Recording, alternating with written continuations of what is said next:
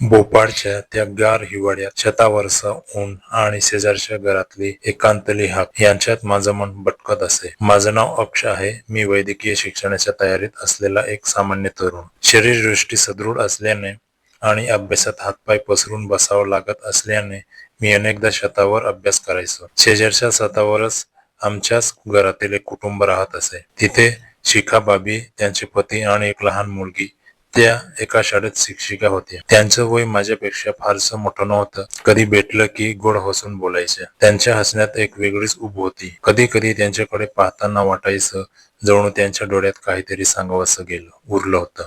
पण मी ते नजरेआड करून अभ्यासात लक्ष घालायचो. एक दिवस मात्र ते न जागता राहिलं. तो हिवाळ्याचा एक शांत दुपारचा काळ होता. मी छतावरचा अभ्यास करत होतो. अचानक शेजारच्या छतावरून हलक्या हिसकाऱ्या असा आवाज आला. काळजी वाटून मी हळूच तिकडे गेलो. बाबी छतावरील चेअरमध्ये बसल्या होत्या. त्यांचे डोळे मिटलेले होते आणि त्यांच्या ओठावर एक वेगळीच रेखा होती. त्यांच्या तोंडून माझं नाव हुरवाळपणे बाहेर पडत होतं. मी स्तब्ध झालो. त्यांनी डोळे उघडले तेव्हा मला पाहून त्यांच्या चेहऱ्यावर सुरुवातीला धक्का बसला, पण लगेचच ते हसले. माझ्यासाठी ते हसून कबूल करण्यासारखं होतं. मी हळूच त्यांच्याजवळ बसलो. गप्पा सुरू झाल्या.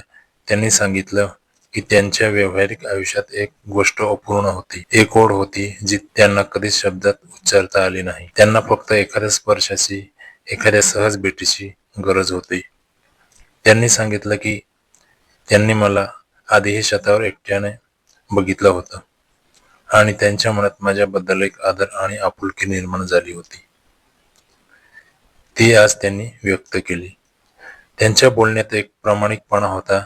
मी त्यांना सांगितलं की मलाही तुमच्याबद्दल खूप आदर आहे. आम्ही दोघं काही क्षण एकमेकांकडे पाहत राहिलो. माझा हात हळूच त्यांच्या हातात गेला. त्या थरथरल्या, पण हात मागे घेतला नाही. ती पहिलीच भेट होती, पण त्या भेटीत आमच्यात काहीतरी बोलून न सांगितलेलं नातं निर्माण झालं. त्यांचे पती कामानिमित्त काही दिवस बाहेरगावी गेले होते. त्यांनी मला विचारलं, तू येऊ शकशील का? कधी? मी घरी सांगितलं की माझा मित्र आजारी आहे. मला त्यांच्याकडे जावं लागेल. संध्याकाळी मी शिखाबाबींच्या घरी गेलो. दार उघडताच माझे डोळे विस्फारले.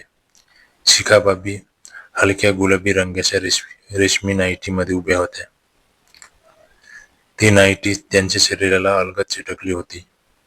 त्यांचे उरज, गोलाई आणि कमरेची सुंदर रेषा अधोरेखित करत होती. आतमध्ये काळ्या रंगाची लेसची इनरवेड हलकेच झलकत होती. त्यांचे खांदे अर्धवट उघडे होते. केसांचे कुरडे खांद्यावर मोकळे पडले होते.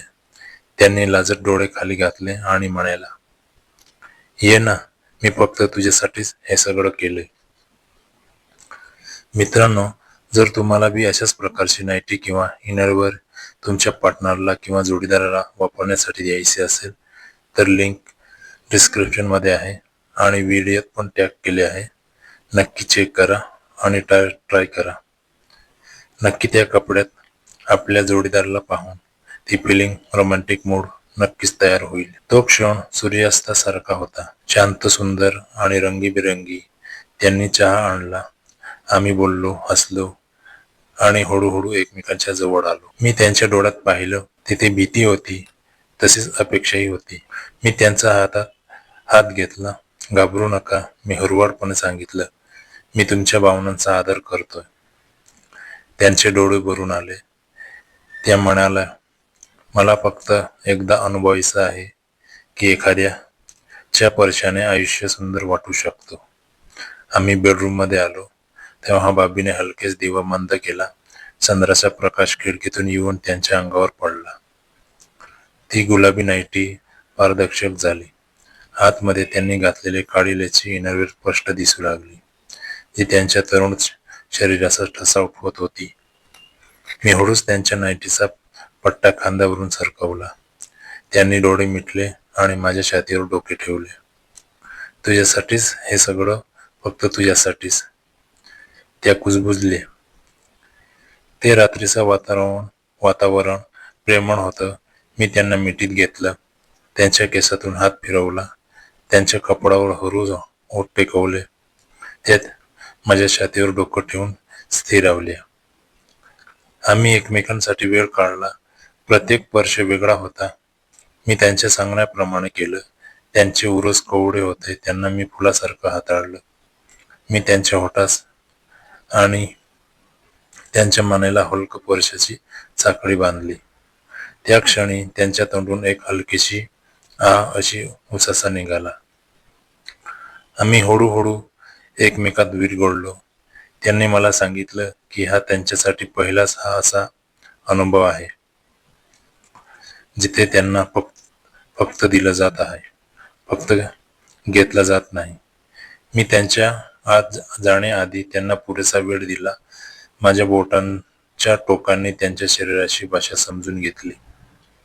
जेव्हा शेवटी आम्ही एक झालो तेव्हा त्यांच्या डोळ्यात आनंदाचे अश्रू होते. तू मला परत जन्म दिलास, त्या हळूच म्हणाल्या. त्या रात्रीनंतर पुढचे 4 दिवस आमच्यासाठी अनमोल होते. आम्ही एकमेकांसाठी वाचलो. प्रत्येक वर्षातून एक नवा संवाद साधला. त्यांच्यावरची हलकी लालसर खूण ही त्यांच्या सुखाची साक्ष होती. त्यांच्या चालण्यात एक सैलावेला थकवा होता, पण त्यांच्या डोळ्यात एक नवी चमक होती. त्यांनी मला सांगितलं, मी आजवर फक्त कर्तव्य पार पाडली, पण तुझ्यामुळे मला जगणं कळलं. 4थ्या दिवशी जाताना मी त्यांना सांगितलं, ही फक्त सुरुवात आहे. आपण हे नातं जपूया. त्या हसल्या. तुझ्यामुळे मी पुन्हा तरुण झाले. मी घरी परतलो. आम्ही आमची ही भेट कधीच थांबली नाही. वेळ मिळेल तशी आम्ही भेटत राहिलो. प्रेमळ संवाद, गप्पा, एकमेकांच्या आयुष्यातली सुख दुःख शेअर करणं हा आमचा नात्यांचा भाग बनला. शारीरिक ओढ ही फक्त त्या नात्यांची एक ओवी ठरली. खरं तर त्या ओढीपेक्षा मनाची जवळीक मोठी होती. एक दिवस शिखाबाबी मला म्हणाला, अक्ष, तू मला फक्त शरीराची साथ नाही तर मनाचीही साथ दिलीस. तुझ्यामुळे मला माझ्या भावना समजल्या. आता मी माझ्या नवऱ्याशी अधिक प्रेमाने बोलू शकते, कारण तू मला प्रेमाची भाषा शिकवलीस.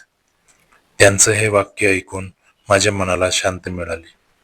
मला जाणवलं की खरं प्रेम म्हणजे एखाद्या आयुष्यात उजेड पसरवणं, त्यांना त्यांच्याच आयुष्यातलं अधिक सुंदर बनवणं. आमच्यातील हे नातं कधीच बंधनात बदललं नाही. उलट ते एकमेकांच्या वाटचालीची ताकद बनलं. आजही जेव्हा मी माझ्या वैद्यकीय शिक्षणात व्यस्त असतो तेव्हा शिखाबाबी हसू आणि त्यांच्याशी घालवलेला ते सूर्यक्षण माझ्या आठवणीतले कोवडे पान बनून राहतात. त्यांनी मला शिकवलं की नाती म्हणजे फक्त शरीराची नसतात, तर एकमेकांच्या भावनांना समजून घेण्याची, आदर देण्याची एक गोड भाषा असते. मनचंचलच्या साथीने ही कथा पूर्ण झाली, पण भावनांचा हा प्रवास थांबलेला नाही. अशा सुंदर, भावपूर्ण आणि मनाला भिडणाऱ्या कथा, कविता आणि आयुष्यातील गोड आठवणी तुमच्यापर्यंत पोहोचवण्याचं काम करतंय आहे माझं मनचंचल. हे माझं छोटंसं डिजिटल विश्व. जर तुम्हाला ही कथा आवडली असेल, जर माझ्या शब्दांनी तुमच्या मनातील एखादी भावना हलकीशी हलवली असेल, तर मनचंचल या चॅनलला भेट द्या. तुमचा एका सबस्क्राईबमुळे ही वाटचाल अधिक सुंदर होईल. मनचंचल म्हणजे फक्त एक चॅनल नव्हे, तर मनातल्या चंचल भावनांना स्थिर भाषा देण्याचा एक प्रामाणिक प्रयास आहे. तुमची साथ असेल तर हा प्रवास सुंदर होईल. नक्की भेट द्या, साथ द्या आणि या भावनिक वाटचालीत माझे सोबती बना. धन्यवाद मित्रांनो.